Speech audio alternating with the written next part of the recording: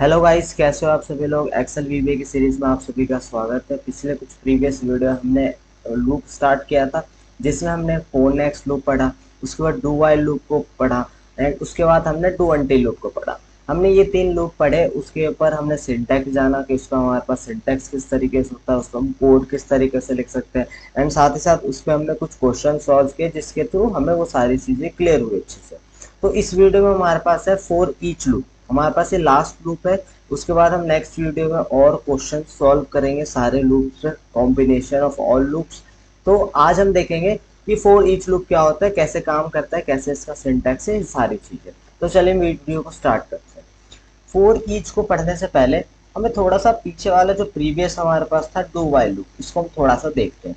हमने पढ़ा था कि हमारे पास डू वाइल लूप में क्या होता है, हमारे पास एक कंडीशन होता है जनरली कि हमारा जो लूप है वो कहाँ से कहाँ तक चलेगा। मतलब हमारे पास एक इनिशियल वैल्यू होती है 0, 4, 5 स्टार्टिंग वैल्यू, और एक एंडिंग वैल्यू होती है जिसकी 5 से हमारे पास 10 तक चलेगा, 5 से हमारे पास 15 तक चलेगा, कुछ इस तरीके से। एंड अगर वो कंडीशन ट्रू होता है तो वो स्टेटमेंट चलता है, अदरवाइज वो फॉल्स होके बाहर आ जाता है, लूप से बाहर हो जाता है, एग्जिट कर जाता है, टर्मिनेट कर जाता है।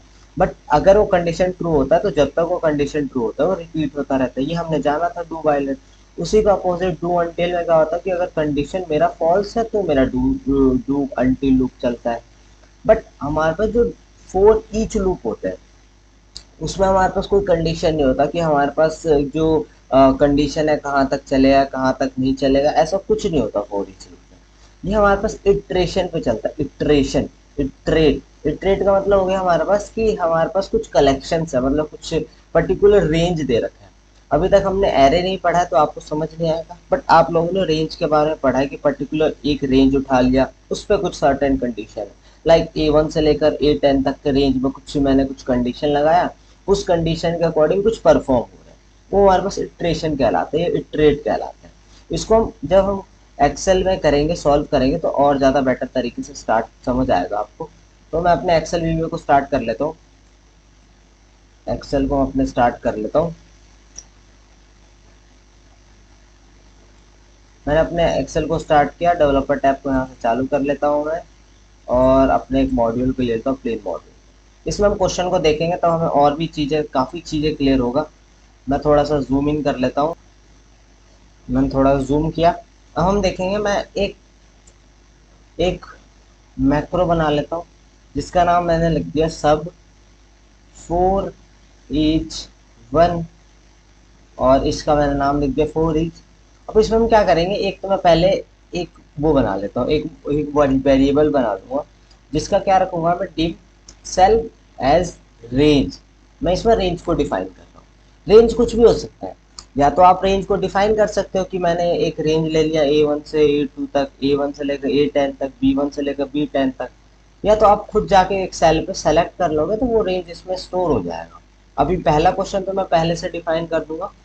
थर्ड क्वेश्चन या सेकंड क्वेश्चन में हम क्या करेंगे, मैं एक एक यहाँ से खुद से रेंज सेलेक्ट करूंगा और देखेंगे कि वो रेंज किस तरीके से काम करता है।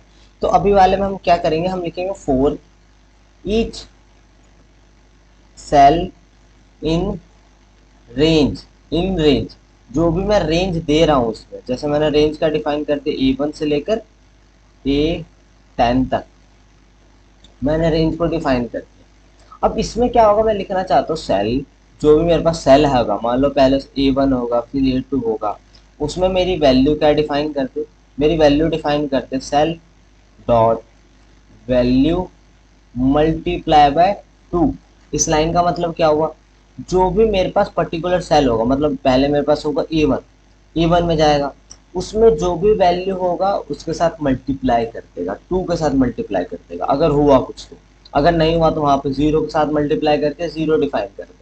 बट अगर वैल्यू हुआ तो उसके साथ वो मल्टीप्लाई कर देगा। उसके बाद मैं क्या कर दूंगा, अपने लूप को स्टॉप करने के लिए नेक्स्ट सेल कर दूंगा तो मेरा वैल्यू स्टॉप हो जाएगा। जैसे मैंने इसे रन किया, यहाँ पे हमारे पास आउटपुट आ गया 0 0।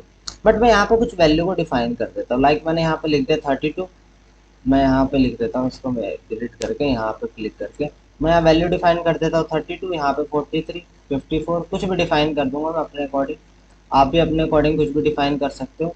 मैंने डिफाइन कर दिया। मैं इसको एक एक करके रन करूंगा। तो पहले मैं इसको रन करूंगा, तो पहले मेरा पहले मेरा मैक्रो चला, उसके बाद फिर रन करूँगा, ये 1 पे जाएगा, उसको मल्टीप्लाई कर देगा 64 हो गया, फिर उसके बाद फिर लूप चलेगा 43 को फिर मल्टीप्लाई कर देगा 2 से 86।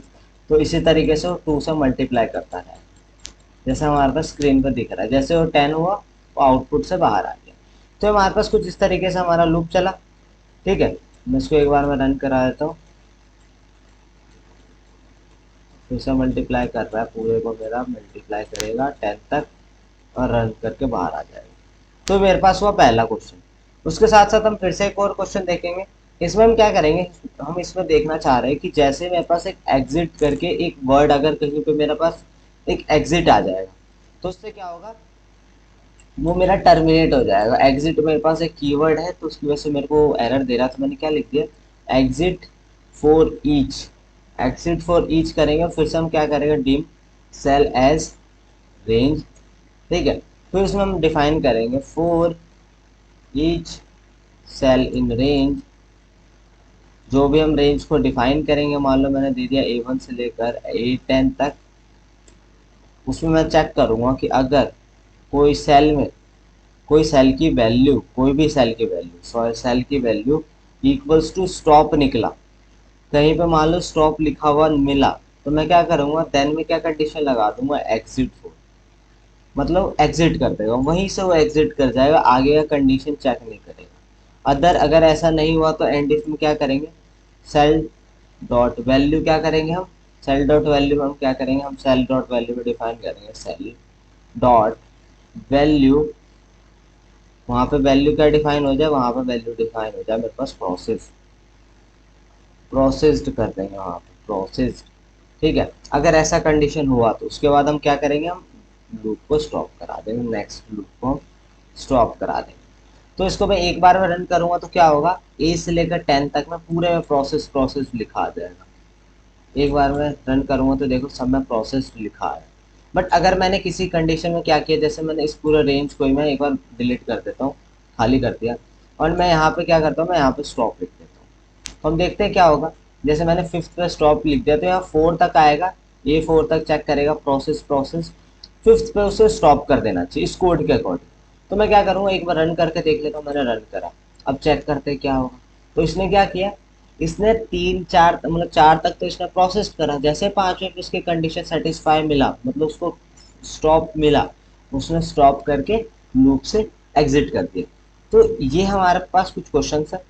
हमारे पास एक और क्वेश्चन है, उसको भी हम सॉल्व कर लेते हैं। जैसे ये इन दोनों क्वेश्चन में हमारे पास रेंज पहले से डिफाइन था कि ये पर्टिकुलर रेंज है, इस पर्टिकुलर रेंज के अंदर अगर हमारे पास एक कंडीशन हुआ तो हम करेंगे सॉल्व, अदरवाइज नहीं।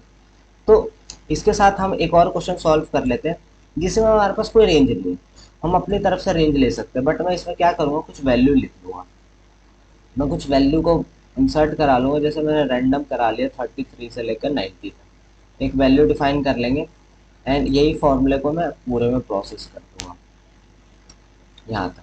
ठीक है, इसको मैंने प्रोसेस कर दिया। अब इसको हम क्वेश्चन को समझते हैं।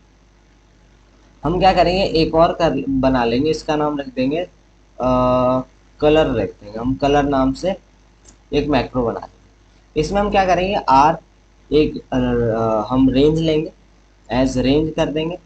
ठीक है, इसमें हम लिखेंगे for each R in selection.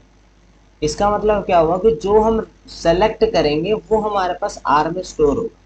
अब मैंने लिखा कि अगर आर में जो भी वैल्यू को स्टोर करा है वो अगर 25 से ग्रेटर है, देन क्या हो जाए, जो भी आर की वैल्यू मतलब जो भी उसने सेलेक्ट किया है उसके इंटीरियर इंटीरियर डॉट कलर क्या हो जाए, उसका कलर आप कुछ भी डिफाइन कर सकते हो। जैसे मैंने कर दिया red, VB red. Else else में क्या करेंगे हम, R dot interior interior dot colour equals to VB yellow, हम ऐसे डिफाइन कर सकते हैं। और ऐसे में अब करने के बाद हमारे पास एंड इफ को स्टॉप कर देंगे एट द एंड, और उसके बाद हमारे पास लास्ट में क्या है, लूप है, तो लूप को हम स्टॉप कर देंगे। तो इसमें हमारे पास क्या है, फिर से समझ लेते हैं। एक रेंज को डिफाइन किया, इसमें जो आर की वैल्यू है वो कौन सी होगी, जो अभी मैं सेलेक्ट करूँगा। जैसे अभी के लिए पूरा सेलेक्टेड है तो आर की वैल्यू सारा है सेलेक्टेड। अगर उस सब में अगर जिसकी अगर ग्रेटर देन 25 हुआ तो उसका कलर रेड कर दो, और नहीं हुआ मतलब ग्रेटर देन 25 नहीं हुआ, लेस देन हुआ 25 तो उसमें येलो कलर कर दो। और उसके बाद हम लूप से बाहर आ जाएंगे और एंड एल्स इफ से भी बाहर आ जाएंगे। तो इसको मैं रन करता हूँ, जैसे मेरे पास पूरा सेलेक्टेड है, मैंने एक बार में रन करा तो यहाँ पे आप देखोगे तो शायद सारे 25 सब हो गए। जैसे मैं क्या करता हूँ, मैं 25 से कम कर देता हूँ। तो पहले मेरे को पहले फिर से रेंज को सेलेक्ट करना पड़ेगा। मान लो मैं क्या करता हूँ, मैं फिर से कुछ रेंज को सेलेक्ट कर लेता हूँ। मैंने फिर से रेंज को सेलेक्ट करा, अब मैं रन करूँगा। अब मैं देखूंगा तो ये देखो यहाँ पे 21 पे येलो कलर आ रहा है, बाकी सारे मेरे पास 25 से अबव ही है।